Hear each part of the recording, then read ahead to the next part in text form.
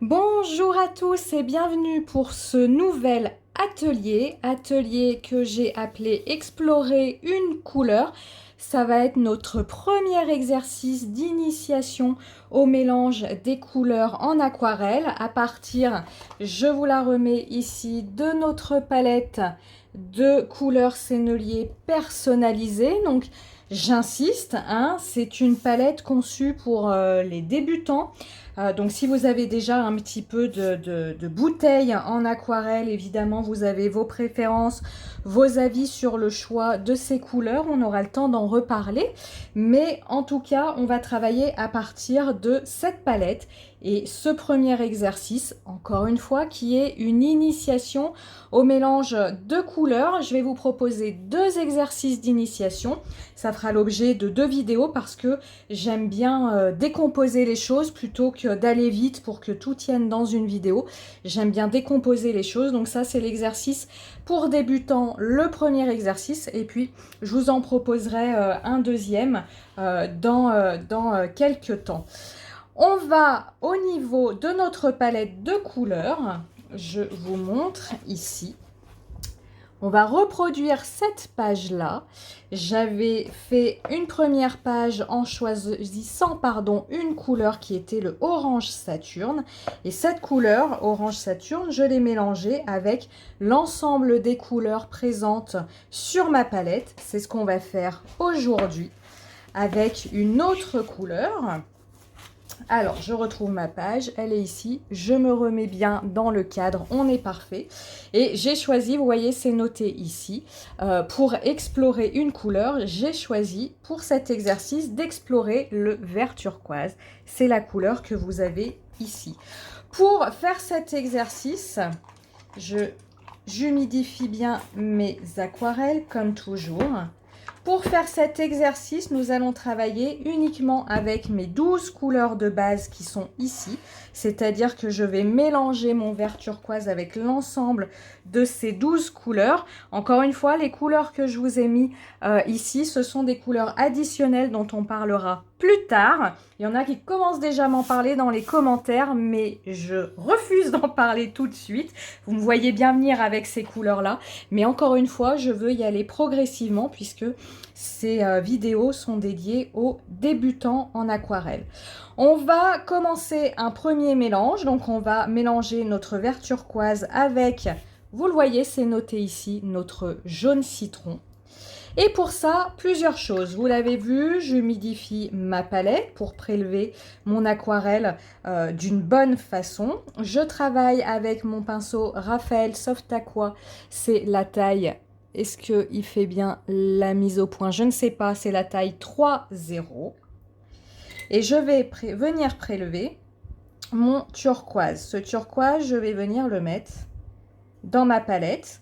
C'est lui que je veux mélanger aux autres couleurs, donc je vais invariablement commencer ma ligne avec mon turquoise. Vous faites des ronds, vous faites des rectangles, vous faites des carrés, vous faites des étoiles, vous faites ce que vous voulez. Le but étant de garder trace de nos mélanges. Voilà, même si vos rectangles, vos ronds ne sont pas nickel, ça n'est pas grave. Dans un autre endroit de ma palette, je vais venir déposer le jaune citron. Vous voyez, je ne prélève pas le jaune citron pour l'emmener tout de suite dans mon vert turquoise. D'ailleurs, je vais en faire un peu plus du vert turquoise, je ne vais pas en avoir assez. Je le mets à côté. Petite subtilité que j'aime bien relever. Ma couleur de base ici, c'est le turquoise. Je vais garder ici mon turquoise et je vais venir prélever le jaune citron que je vais venir amener petit à petit dans mon turquoise. Donc j'en ai prélevé un petit peu dans mon pinceau, un peu beaucoup, c'est pas grave, ça nous apprend. Je viens l'ajouter au turquoise et je fais mon deuxième rectangle. Hop. Je viens rincer mon pinceau. Je reprends un petit peu de jaune s'il en faut. Hop. Pour vous donner le contexte, je fais cette vidéo, on est en pleine canicule, donc ça va sécher très vite dans ma palette. mais c'est pas grave, vous aurez le principe. Je reprends un petit peu de jaune citron, je continue à le mélanger à mon turquoise et je viens refaire un rectangle de couleur. Et donc là, vous pouvez déjà observer que en mélangeant mon vert turquoise avec mon jaune citron, on obtient un joli vert bien brillant. Une couleur super sympa. C'est pour ça que je vous avais dit, hein, à partir de mes 12 couleurs initiales, on peut obtenir des verts qui existent à l'état de godet chez Sennelier, là les verts très brillants, mais on peut aussi obtenir nos couleurs par mélange, c'est ce qu'on va observer ici. Je reprends du jaune, je viens le remettre et vous voyez, tranquillement on va arriver à l'équilibre inverse, c'est-à-dire qu'il y aura dans mon mélange très peu de bleu, enfin de vert turquoise. J'ai beaucoup de mal à dire vert turquoise, parce que moi je le vois bleu. Vous me direz, vous, si vous voyez plus le vert turquoise bleu ou vert, comme je vous ai dit, c'est toujours le débat. Et puis mon dernier rectangle, je viens prendre du jaune. Hop, et j'arrive à ma couleur quasi jaune citron. Alors ça, je fais la prédiction que là, la première ligne, elle est super. Donc, hipipi pourra, on va s'arrêter là pour aujourd'hui. C'est une blague. Mais je fais la prédiction que parfois, pour mon dernier rectangle, je n'arriverai pas à ma deuxième couleur quasi pure. C'est pas évident de savoir doser, mais justement, ça apprend. Si je mets une petite touche, qu'est-ce que ça donne? Ah là, j'en ai un petit peu trop mis, donc j'arrive tout de suite à ce rectangle-là, etc., etc. On va dans notre palette, n'hésitez pas hein, avec votre chiffon, vous enlevez ce que vous y avez déposé et on va recommencer la même chose, mais cette fois-ci avec le jaune de Naples foncé. Donc avec votre pinceau qui est bien humide, vous venez faire votre couleur turquoise. Alors moi j'aime bien, hein, pour l'idée hein, c'est de se dire, comme je vous ai dit, on part du turquoise. Donc je fais mon rectangle turquoise. Je ne pars pas tout de suite sur un mélange afin de travailler, de s'entraîner à obtenir de part et d'autre de ma ligne mes deux couleurs de mélange. Donc j'ai mon turquoise, est-ce que j'en fais un peu plus? Alors ça c'est vraiment, à force de s'entraîner, on se dit j'en ai assez, j'en ai pas suffisamment, il n'y a aucun truc, c'est la répétition qui fait que vous allez savoir. Et je viens prendre, comme tout à l'heure, mon jaune de Naples foncé. Alors ça, ce sera pour l'exercice suivant. Je ne vais pas trop vous en dire, mais pour l'exercice suivant, on viendra poser les deux couleurs pures d'un côté et d'autre de notre ligne et vous verrez ce qu'on en fait. Avec mon pinceau propre, je viens prendre un petit peu de jaune de Naples et je le mélange à mon vert. Hop, j'en ai un peu beaucoup sur le pinceau. Voilà. Donc là, hein, que ça fasse des auréoles, ça n'est pas un souci, c'est un exercice d'entraînement. Je rince mon pinceau. Je les sors bien parce que je veux pas quelque chose de trop humide, sinon ça va complètement diluer mon mélange, pardon. Donc je les sors bien dans le rebord de mon bocal. Je viens prendre ma couleur et je la rajoute. Hop.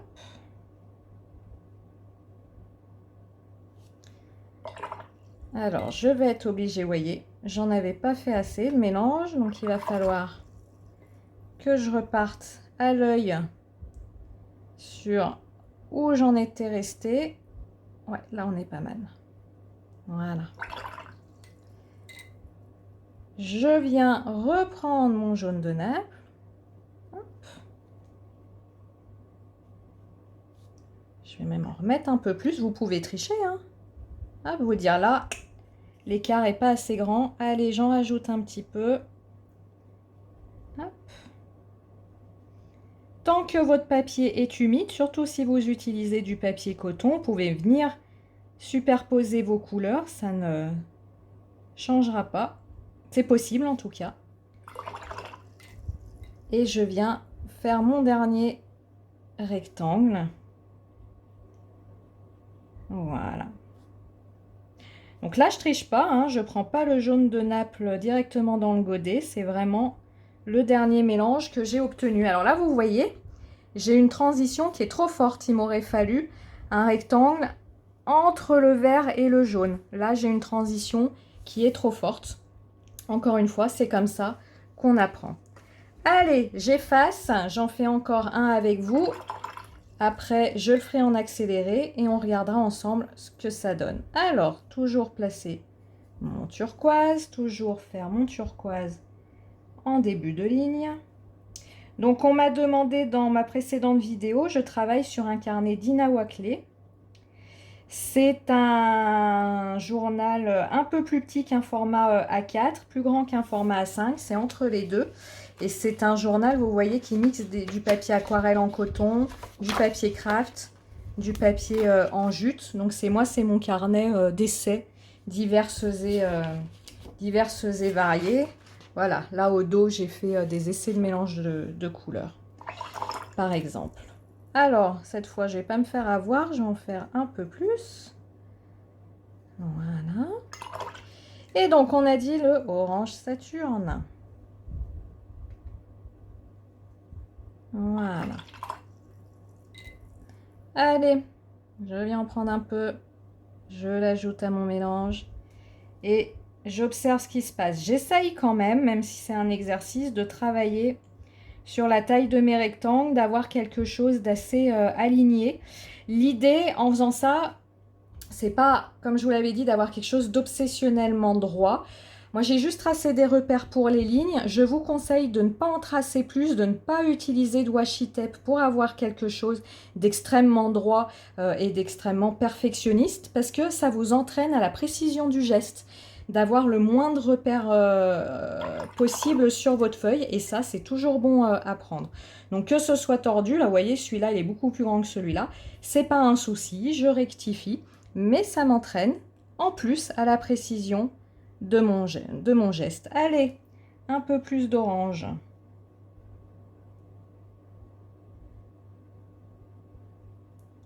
Hop. Donc vous voyez, en général, je trace déjà les contours du rectangle avant de venir le remplir, plutôt que de faire ça comme ça. Du orange. Là, niveau équilibre, on est pas mal. Et vous voyez, la couleur, elle s'éclaircit aussi au fur et à mesure, parce qu'à chaque fois, en rinçant mon pinceau, j'apporte de l'eau. Donc, j'éclaircis ma couleur. C'est pour ça qu'il faut bien partir à l'origine d'une couleur peu diluée, puisqu'on sait qu'au fur et à mesure, elle va s'éclaircir. Et je mets pas mal de orange pour arriver à mon orange. Alors, c'est mon orange très très clair, hein, pour les raisons que je viens de vous citer. Allez, je continue cette page en musique et on se retrouve à la fin de ma page pour commenter cet exercice.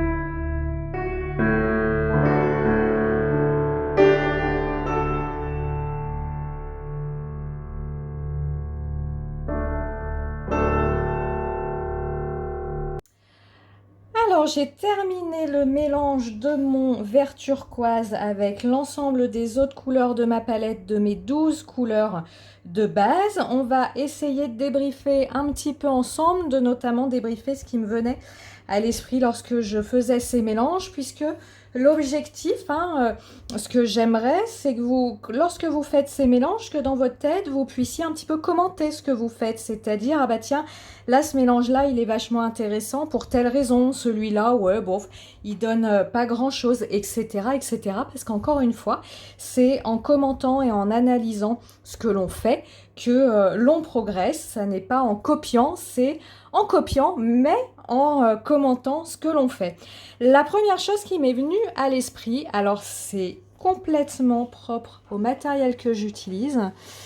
J'espère que la mise au point se fera, mais vous voyez avec le carnet que j'utilise, on obtient des effets comme ça de granulation à partir d'aquarelles qui ne sont pas granuleuses, c'est-à-dire que sur mon papier, lorsqu'on fait des mélanges de couleurs qui sont vraiment opposées l'une à l'autre ou assez différentes l'une de l'autre, ici le turquoise avec le orange ou ici avec le rouge, vous voyez, on obtient des couleurs, j'espère que vous le voyez. On obtient des couleurs, on le voit bien sur le orange, ou dans mon mélange, on voit les différents pigments qui composent cette couleur.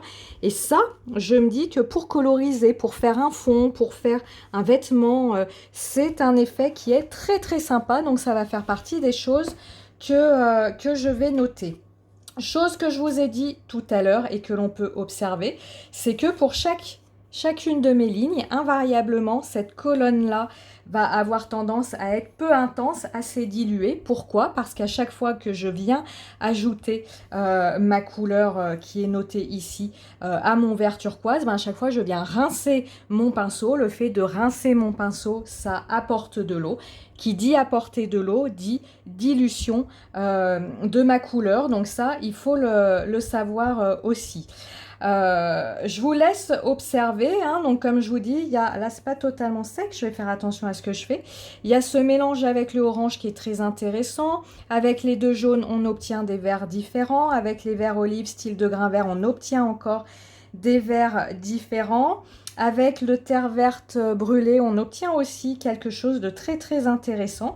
Et puis on a cette dernière ligne avec le terre d'ombre naturel où on voit en ajoutant du marron, on a cette case-là, voire cette case-là qui va casser, on dit désaturer, mais ça on y reviendra plus tard, désaturer, casser le côté vif, intense de mon vert turquoise pour être sur des choses moins vives. Ça c'est des couleurs qui peuvent vous servir pour ombrer ou alors qui peuvent tout simplement vous servir parce que vous n'avez pas envie à un moment de coloriser avec un vert turquoise très très vif, vous avez envie de quelque chose d'un petit peu moins intense et cette couleur là va devenir très intéressante.